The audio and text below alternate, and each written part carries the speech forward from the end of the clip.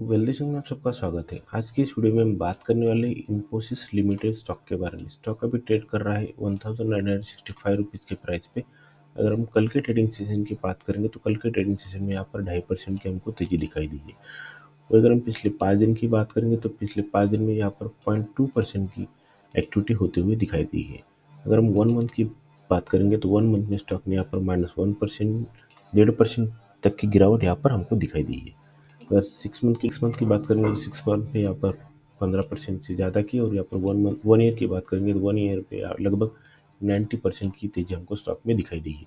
अगर हम स्टॉक के फंडामेंटल देखेंगे तो यहाँ पर आपको पता चल जाएगा कि स्टॉक कंपनी का मार्केट कैप जो है 8,16,731 का, यानी कि बहुत ही अच्छा खासा मार्केट कैप है। कंपनी जो है लार्ज कैप सेगमेंट में आती है। करंट प्राइस जो है 1967 का है। स्टॉक ने जो हाई लगाया है वो 2007 का है। स्टॉक का जो लो है 1358 का यहाँ पर हमको दिखाई दे रहा है।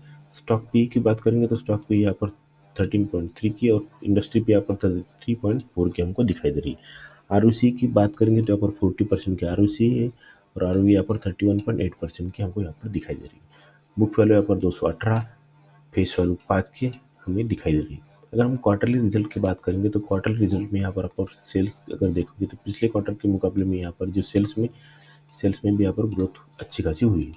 प्रॉफिट एंड लॉस की बात करेंगे तो प्रॉफिट एंड लॉस में आपको यहाँ पर दिख रहा होगा कि यहाँ पर पिछले ईयर के मुकाबले में यहाँ पर प्रॉफिट में भी हमको ग्रोथ अच्छी खासी दिखाई दे रही है। अगर हम यहाँ पर इन्वेस्टर की बात करेंगे तो इन्वेस्टर में यहाँ पर प्रमोटर के पास 40% की होल्डिंग है, एफआई के पास 33% से भी ज़्यादा की, डीआई के पास 37% की, और यहाँ पर पब्लिक के पास 14% की होल्डिंग हमको दिखाई दे रही है।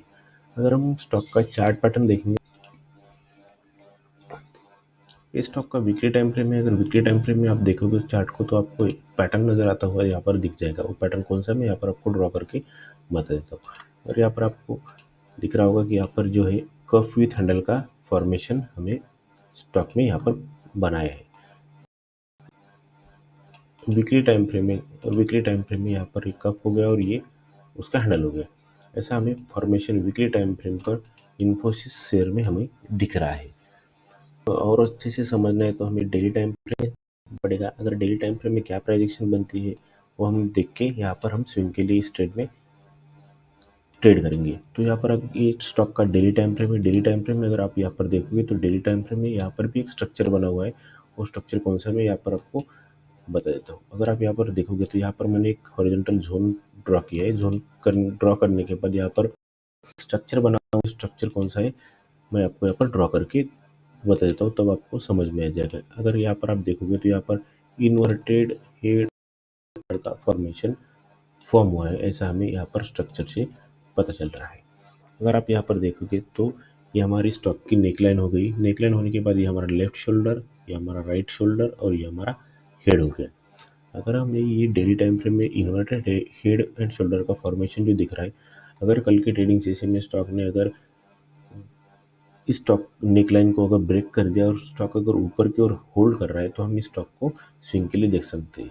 अगर हम इस स्टॉक को स्विंग के लिए देखेंगे तो हमारे जो टारगेट होंगे, हमारा फर्स्ट टारगेट कितना होगा, तो मैं यहाँ पर आपको टारगेट बता देता हूँ। अब हमारा जो फर्स्ट टारगेट होगा वो लगभग 2150 के करीब हमको यहाँ पर हमारा फर्स्ट टारगेट दिखाई देगा। वही अगर हम सेकंड टारगेट की बात करेंगे तो सेकंड टारगेट जो है हमें यहाँ पर 2283 का, यानी कि हमारा जो सेकंड टारगेट है 2283 का हमें आता हुआ दिख जाएगा। लेकिन सेकंड टारगेट के लिए हमें टाइम भी लग सकता है, तो आप इस स्टॉक को अच्छे से अपनी वॉच लिस्ट में रखो और इस स्टॉक को स्टडी करो। स्टॉक का जो प्राइजेक्शन बन रहा है, स्टॉक का अगर प्राइजेक्शन आपको अच्छा लग रहा है तो आप इस स्टॉक में स्विंग के लिए देख सकते हैं।